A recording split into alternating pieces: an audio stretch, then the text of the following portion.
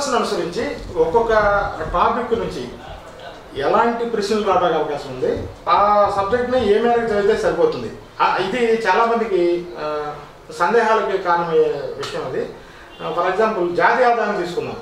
జాతీయ ఆదాయం సంబంధించి కొన్ని వందల పేజీల సమాచారం విద్యార్థులకు అందుబాటులో ఉంటుంది, కానీ అంత చదవాలని పర్లేదు, ఎంతవరకు చదివితే సరిపోతుంట.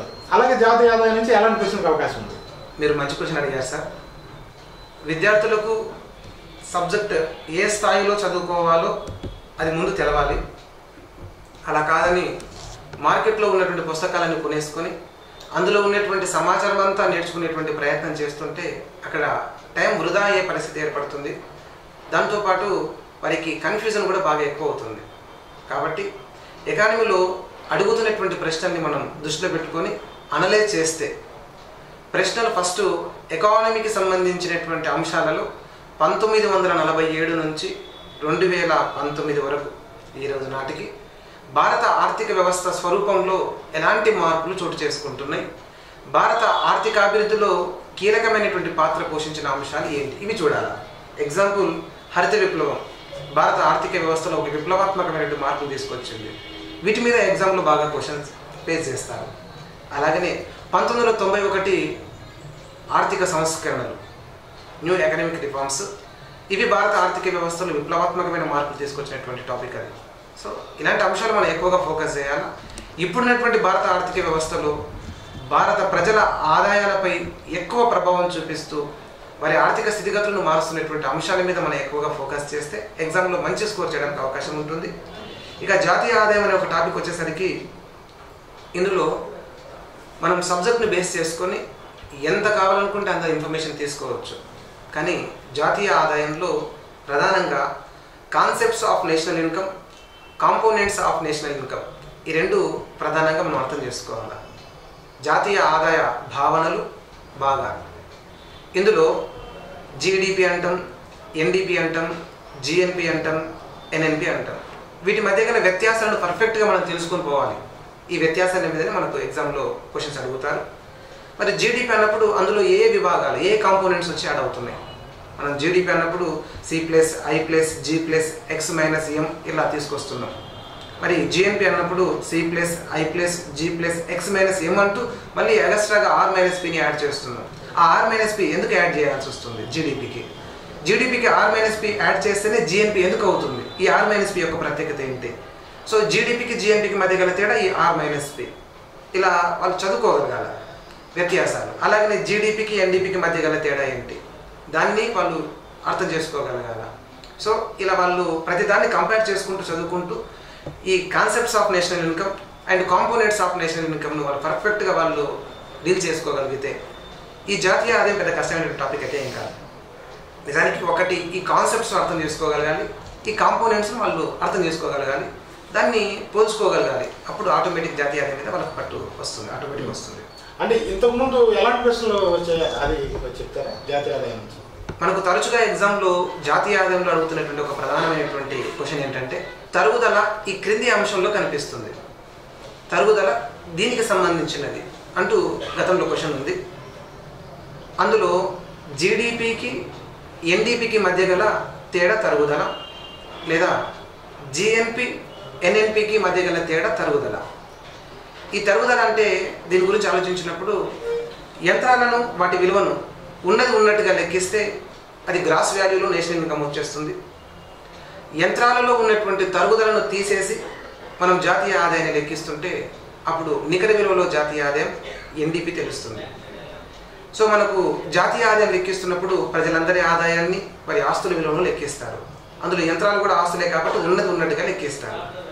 ఒక కొత్త యంత్రాన్ని కొన్నప్పుడు ఆ కొత్త యంత్రం విలువ ఫస్ట్ స్టార్టింగ్లో ₹1,00,000 ఉంటే లక్ష ఉన్నట్టుగానే జాతీయ ఆదాయం లెక్కిస్తారు. నెక్స్ట్ ఇయర్ కూడా మళ్ళీ ఆ యంత్రాన్ని లెక్కిస్తున్నప్పుడు మళ్ళీ దాని విలువ ₹1,00,000 మెన్షన్ చేసి జాతీయ ఆదాయం లెక్కిస్తారు. అంటే ఫస్ట్ ఇయర్లో దాని విలువ 1,00,000, నెక్స్ట్ ఇయర్ కూడా దాని విలువ 1,00,000 అంటే అది కరెక్ట్ కాదు.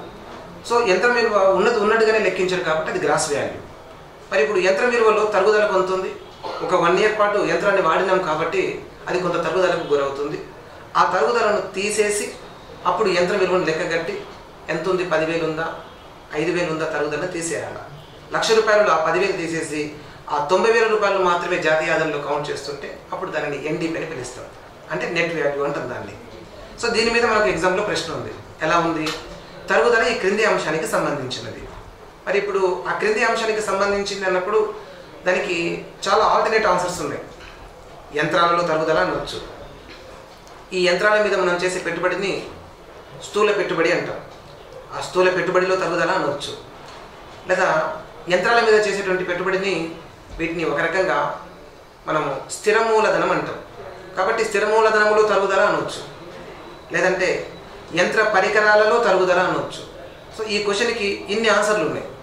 విద్యార్థి ఎగ్జామ్లో ప్రిపేర్ అవుతున్నప్పుడు ఒక క్వశ్చన్కి ఒకటే ఆన్సర్ అని ఫిక్స్ అయిపోయి అదే చదువుకుని ఎగ్జామ్కి పోతే వేరే ఒక ఆప్షన్ మనకు అక్కడ ఎగ్జామ్లో కనపడుతున్నప్పుడు విద్యార్థులు కొంత ఇబ్బందికి గురవుతుంటారు. కాబట్టి ఎకానమీలో ఉన్నటువంటి ప్రధానమైనటువంటి సమస్య ఇదే. ఈ తరుగుదలను మనం ఎన్నో రకాలుగా చెప్పుకోవచ్చు. ఇది స్థూల పెట్టుబడిలో తరుగుదల, లేదా పెట్టుబడిలో తరుగుదల, లేదా సమగ్ర దేశీయ పెట్టుబడిలో తరుగుదల, లేదా మూలధన కల్పనలో తరుగుదల, స్థిర మూలధనంలో తరుగుదల, యంత్రాలలో తరుగుదల, యంత్ర పరికరాలలో తరుగుదల. ఇట్లా ఏం చెప్పినా దానికి ఆన్సర్ కరెక్టే అవుతుంది.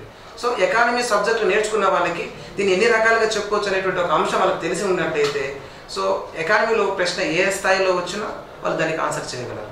సో అలా వాళ్ళు ప్రిపేర్ అవ్వగలుగుతుంటే ఎకానమీ పెద్ద కష్టమైనటువంటి పరిస్థితి ఏం కాదు.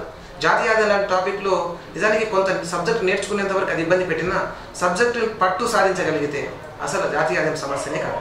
అంటే సబ్జెక్ట్ మీద పట్టు సాధించడానికి విద్యార్థి కృషి ఎలా ఉండాలంటారు? విద్యార్థి కృషి విషయానికి వస్తే చాలామంది విద్యార్థులు ఈ మధ్య చేస్తున్నటువంటి ఒక పెద్ద తప్పిదం ఏంటంటే నోటిఫికేషన్ వచ్చినప్పుడు మాత్రమే వీళ్ళు కోచింగ్ సెంటర్లకు రావడం జరుగుతుంది. ఇక నోటిఫికేషన్ వచ్చినప్పటి నుంచి మహా ఎక్కువ అంటే ఒక 3 నెలల్లో 4 నెలల్లో ఎగ్జామ్ కండక్ట్ చేస్తారు.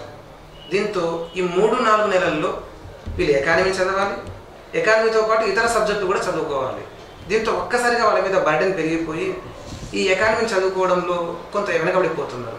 ఎందుకంటే మిగతా సబ్జెక్టుల లాగా కాదు, ఫిజిక్స్ కానీ కెమిస్ట్రీ కానీ లేదా మ్యాథ్స్ కానీ మనకు ఆర్థమెటిక్ రీజనింగ్ విషయంలో, లేదంటే పాలిటీ కానీ హిస్టరీ కానీ వీళ్ళు ఇదివరకు స్కూలింగ్ ఏజ్లో చదువుకొని ఉన్నారు, అలాగే దాని మీద కనీసం కొంత అవగాహన కలిగి ఉన్నారు. కాబట్టి ఇలాంటి సబ్జెక్టులు 3 నెలల్లో 4 నెలల్లో వీటిని మనం గెటన్ అవ్వచ్చు, ఈజీగా గెటన్ అవ్వచ్చు.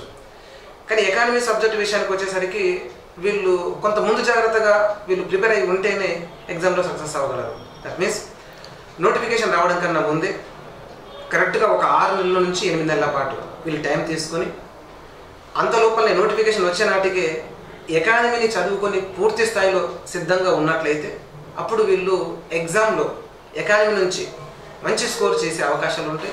సో తక్కువ సమయంలో ఎకానమీ నుంచి ఎక్కువ మార్కులు సాధించడం అనేటువంటిది అది కొంచెం ఇబ్బందికరమైన అంశం. కాబట్టి విద్యార్థులు ఎకానమీలో మంచి స్కోర్ చేయాలంటే నోటిఫికేషన్ వచ్చే నాటికే ఎకానమీని మొత్తం చదివి ఉండాలి. నోటిఫికేషన్ వచ్చిన తర్వాత ఎకానమీ రివిజన్ చేసుకోవడము లేదా డేటాను అప్డేట్ చేసుకోవడం లాంటిది చేస్తే వాళ్ళకు ఎకానమీలో మంచి స్కోర్ చేసుకునే అవకాశం ఉంది. ఇలాంటి ఆసక్తికరమైన వీడియోల కోసం రైట్ చాయిస్ ఇండియా ఛానల్ను ఇప్పుడే సబ్స్క్రైబ్ చేయండి.